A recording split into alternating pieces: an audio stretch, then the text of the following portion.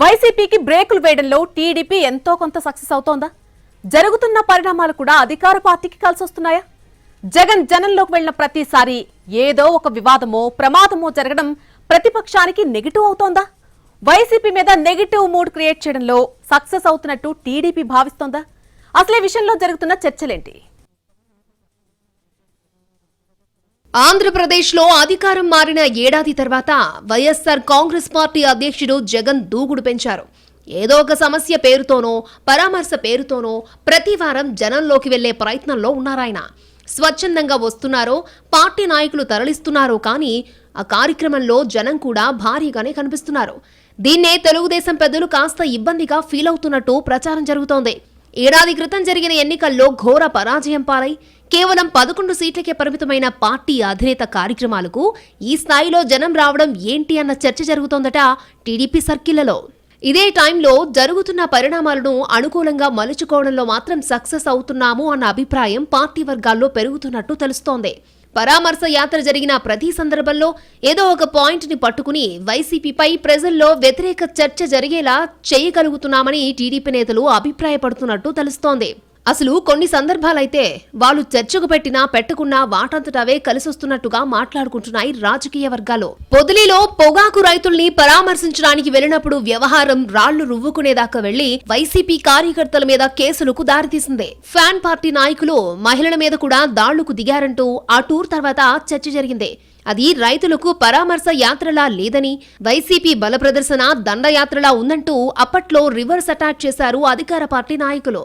ఇక తెనాలి ఎపిసోడ్లో కేసులు, రౌడీ షీట్స్ ఉన్న వాళ్ళని జగన్ పరామర్శించడానికి వచ్చారని, దీని ద్వారా సమాజంలోకి ఏం సంకేతం పంపాలి అనుకుంటున్నారంటూ ప్రశ్నించారు టీడీపీ లీడర్స్. ఇక తాజాగా జగన్ పల్నాడు పర్యటనలో ఆయన కారు ఢీకుని ఒక వ్యక్తి చనిపోవడం, ఆ వీడియో బయటకు రావడంతో వైసీపీ డిఫెన్స్ లో పడ్డట్టయిందని మాట్లాడుకుంటున్నాయి రాజకీయ వర్గాలు. దీనికి సంబంధించి జగన్, ఆయన డ్రైవర్, మరికొందరు వైసీపీ నాయకుల మీద కేసులు బుక్ అవడం చాలా కీలక పరిణామం అంటున్నారు పొలిటికల్ పరిశీలకులు. ఆ ఎపిసోడ్తో జగన్ టూర్ సక్సెస్ అంశం పక్కకు పోయి ప్రస్తుతం రాజకీయమంతా వ్యక్తి చనిపోవడం చుట్టూ నడుస్తోంది.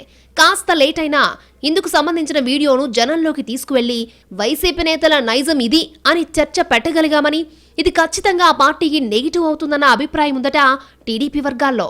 ప్రస్తుతం రాష్ట్రంలో కూటమి ప్రభుత్వ ఏడాది పాలనకు సంబంధించి మంచి చెడు అంటూ 2 రకాల చర్చలు జరుగుతున్నాయి. ఈ సందర్భంలో జగన్ సభలకు జనం వస్తున్నా అసలు చర్చ అంతా దాని చుట్టూ జరగకుండా ఏదో ఒక వివాదాస్పద అంశం తెర మీదకు వచ్చి పక్కదారి పడుతూ ఉండడంపై టీడీపీ వర్గాలు కూడా కాస్త హ్యాపీగానే ఉన్నట్టు చెప్పుకుంటున్నారు. వైసీపీ కార్యకర్తల రప్పారప్ప డైలాగ్ గురించి ప్రజల్లో చర్చ జరగడంతో వైసీపీ ఇరుక్కుంటున్నట్టే అన్నది టీడీపీలోని ఓ వర్గం అభిప్రాయంగా తెలుస్తోంది. నరుకుతామంటూ సత్తెనపల్లిలో బ్యానర్ కట్టిన వ్యక్తికి టీడీపీ సభ్యత్వం ఉందని వైసీపీ ముఖ్యులు చెప్పినా అక్కడితో ఆగకుండా ఆ రాతల్ని సమర్థించినట్టుగా మాట్లాడడంతో అది రివర్స్ అయినట్టు చెప్పుకుంటున్నారు.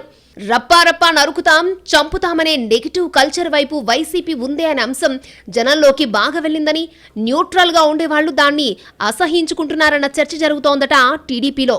ఇలా రకరకాల కారణాలు ఏవైతేనేం జగన్ యాత్రలకు వస్తున్న జనం గురించిన చర్చ కంటే ఎక్కువగా జరుగుతున్న సంఘటనల గురించి జనం మాట్లాడుకోవడం మనకే మంచిదని భావిస్తోందట టీడీపీ.